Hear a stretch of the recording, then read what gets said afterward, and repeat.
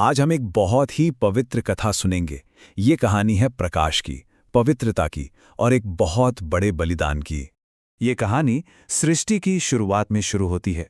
सोचिए, जब महान सृष्टिकर्ता भगवान ब्रह्मा अपने मन से ही पूरे ब्रह्मांड को बना रहे थे, उसे एक सुंदर आकार दे रहे थे, और उन्हीं पवित्र सुंदर विचारों के बीच एक दिव्य देवी का जन्म हुआ। उनका नाम था संध्या।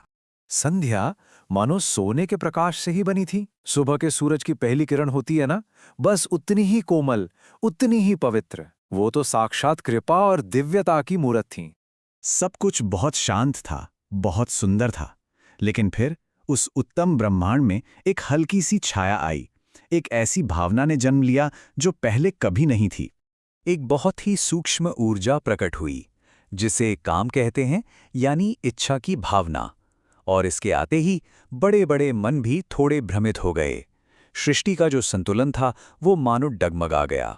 और जब संध्या ने इस बदलाव को महसूस किया तो उनका कोमल सा दिल दुख से भर गया। उन्होंने सोचा, मुझे इस पाप को धोना ही होगा, भले ही इसके लिए मुझे अपने शरीर का त्याग क्यों ना करना पड़े।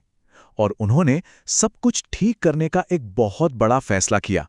तो बस इसी पवित्र निश्चय के साथ संध्या अपना घर छोड़कर एक बहुत लंबी, एक बहुत महान आध्यात्मिक यात्रा पर निकल पड़ी।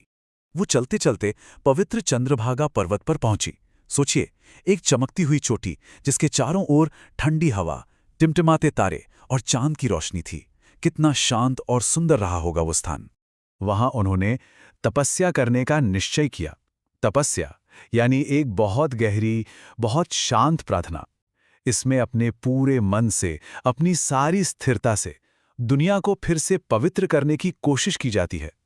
और संध्या की भक्ति तो देखिए, वो एक ऐसी तपस्या करने वाली थी जो युगों युगों तक याद रखी जाती। एक ऐसी प्रार्थना जो समय से भी परे जाने वाली थी। उनकी मदद करने के लिए ज्ञानी ऋषि वशिष्ठ एक बहुत ही दयालु गुरु बनकर आए। उन्होंने संध्या को मार्गदर्शन दिया और उन्हें प्रार्थना के लिए सबसे पवित्र मंत्र सिखाया। वो मंत्र था ओम नमः शंकराय।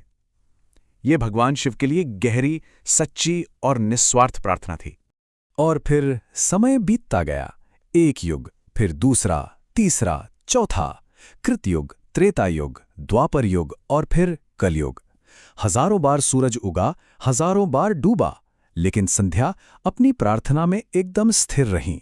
उनकी तपस्या की लौ और भी तेज होती चली, और अंत में उनकी इस कभी न खत्म होने वाली भक्ति को ब्रह्मांड की सबसे बड़ी शक्ति ने देखा। हाँ, भगवान शिव ने। पूरा ब्रह्मांड एक दिव्य रोशनी से चमक उठा, क्योंकि भगवान शिव संध्या की तपस्या से बहुत प्रसन्न हुए थे और वो नीले प्रकाश की बौछार के बीच प्रकट हुए। उनकी दिव्य आभा, उनके मस्तक पर चांद, क्या अद्भुत दृश्य रहा होगा। शिव को अपने सामने देखकर भी संध्या ने अपने लिए कुछ नहीं मांगा। उन्होंने तो बस दुनिया की भलाई के लिए 3 वरदान मांगे। पहला, कि बच्चे जन्म के समय इच्छाओं से मुक्त रहें। दूसरा, कि दुनिया में पवित्रता का हमेशा सम्मान हो। और तीसरा, कि दिन और रात के मिलने का समय यानी गोधूली बेला पवित्र हो जाए। भगवान शिव मुस्कुराए और उन्होंने कहा, संध्या पवित्र समय बन जाएगी। उनकी आवाज में कितनी शांति और कितना आनंद था। और बस इसी आशीर्वाद के साथ संध्या के एक नए रूप में बदलने का रास्ता खुल गया। और अब इस कहानी का सबसे जादुई हिस्सा आता है, वो परिवर्तन जिसका वचन स्वयं भगवान शिव ने दिया था। अब उनके अंतिम शुद्धिकरण का समय था। महान ऋषि मेधातिथि ने एक पवित्र अग्नि जलाई और वो अग्नि संध्या की प्रतीक्षा कर रही थी। और फिर संध्या ने उस पवित्र अग्नि में प्रवेश किया, और जैसे ही उन्होंने कदम रखा, उनका शरीर पिघलकर शुद्ध प्रकाश बन गया, एक दिव्य ऊर्जा।